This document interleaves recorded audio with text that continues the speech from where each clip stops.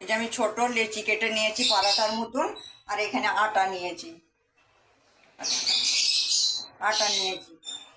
এইভাবে একটু বেলে নেব। আর নারকেলের ছাইটা আমি আগে থাকতে বানিয়ে রেখেছিলাম। এই যে নারকেলের ছাই এর মধ্যে দিয়ে দিলাম, একটু হাতের সাহায্যে টিপে দিতে হবে।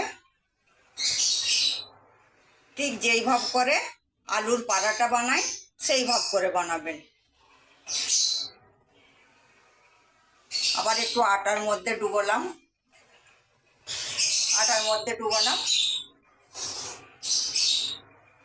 আবার আমি একদম হালকা হাতে একটু আটা দিয়ে হালকা হাতে বেলে নেব।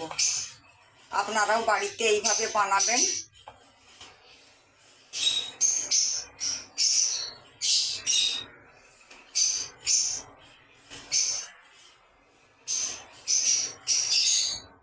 আমি একটা কড়াই বসিয়ে দিয়েছি, কড়াইটা গরম হয়ে গিয়েছে। আর এই যে পরাটাটা যে বেলে রেখেছিলাম পরাটাটা দিয়ে দিলাম।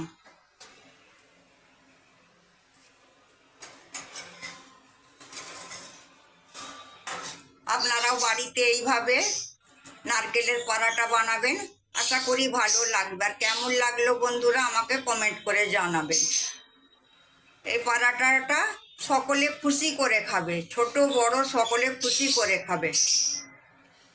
একবার খেলে আপনাদেরকে বারবার খাবার ইচ্ছা হবে। এমনি পরাটা খেতে আপনাদের চেয়েও এই নারকেলের পরাটা বানাবেন, আরও বেশি খেতে ভালো লাগে। আর বানাতেও খুব ভালো লাগে, খুব সহজ। হাতে 10 মিনিট টাইম থাকলে পুরি আপনারা এই নারকেলের পরাটা বানিয়ে নিতে পারেন।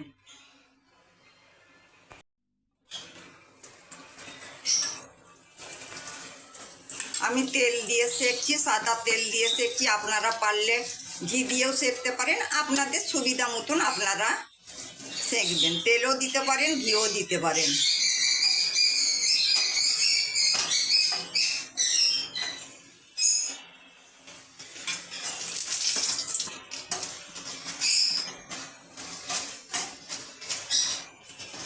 বাকিটা আমি এই ভাব করেই বানিয়ে নেব।